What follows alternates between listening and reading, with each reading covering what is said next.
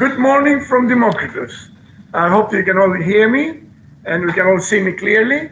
So today in the lab, we are going to find out, to dig inside a computer. In fact, two computers, because we all work on a computer. We do our work. There's, for example, there's some scientific work I'm doing over here with some graphs and everything. But have you ever wondered what does the computer look like inside?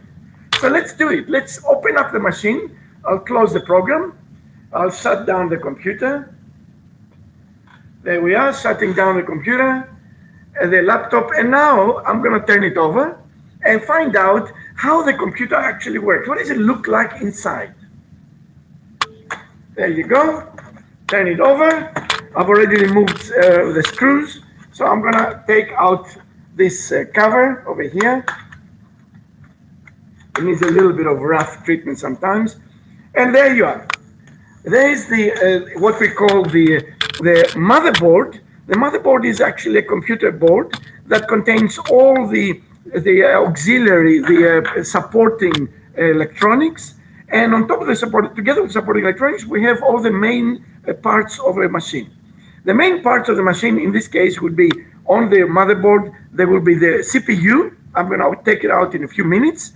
Then we have the GPU. CPU is a central processing unit, and the GPU is the graphics processing unit, the memory chips, the Wi-Fi, the hard disk, and of course the battery. So let's take out the battery first to get out of it. There is a battery. You can see that all these batteries are about 19 volts. What is this? I don't know. This one is a laptop. It's 11.1, and they can pull up to about 4 amps of. So it's about 40 watts. Okay, so what are we going to take out first? Let's take out the hard disk.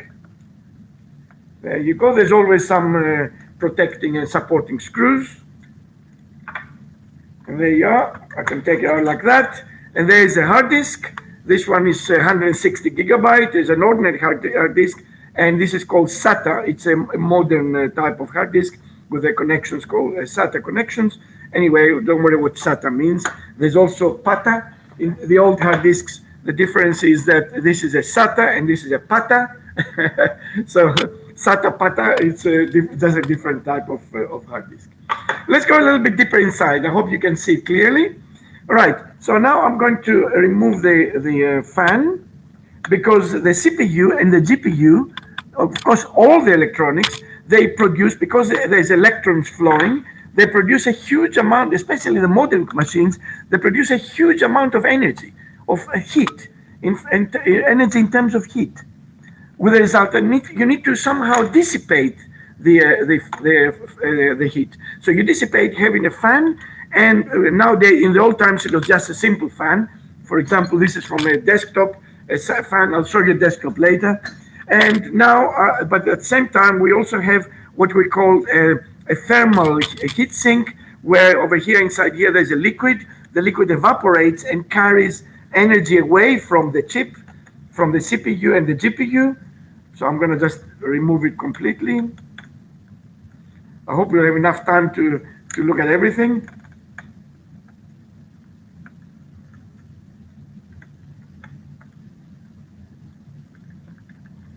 And there you are. Did I remove everything? How about this one? And maybe this one a little bit more.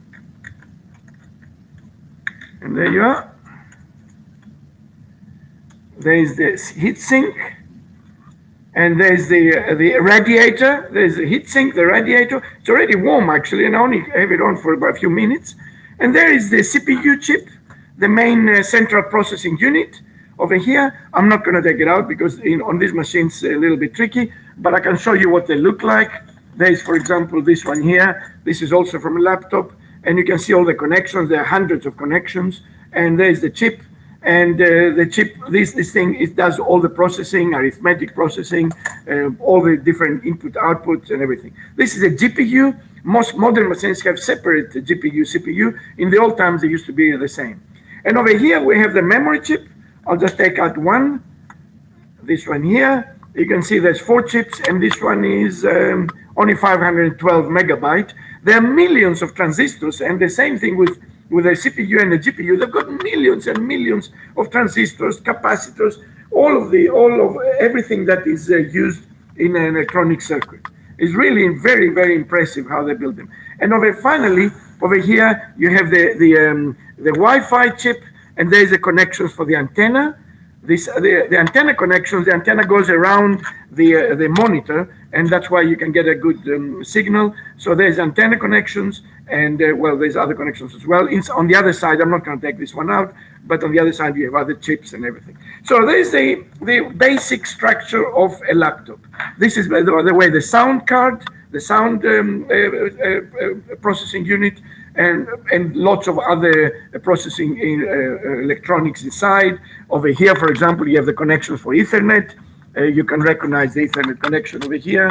You have the graphics connection if you want an external monitor and things like that. Now, this is a laptop, but what does a desktop look like? Okay, let's put this aside a little bit.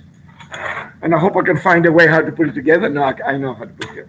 Okay, so let's have a look at what a desktop looks like. Here is a desktop, and I'm taking out this side, and the desktop it's identical except it's larger box, but really the motherboard is the same.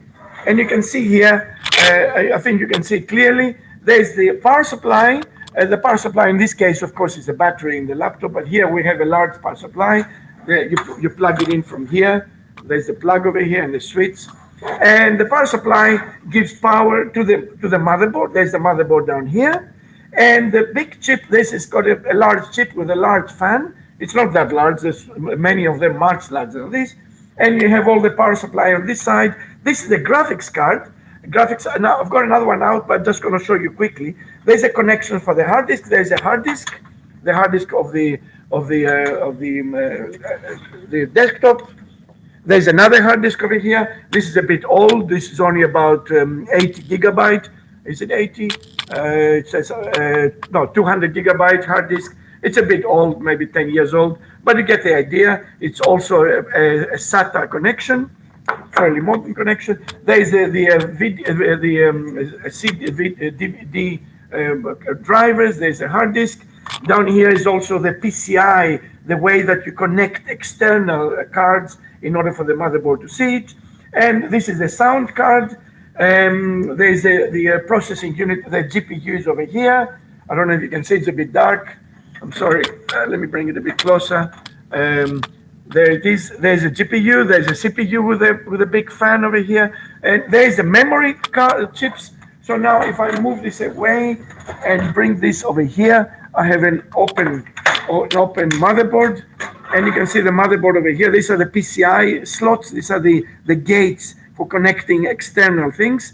There's an AGP. These are PCIs. Doesn't matter what they mean. There's the CPU unit, the GPU unit, and there's the sound unit.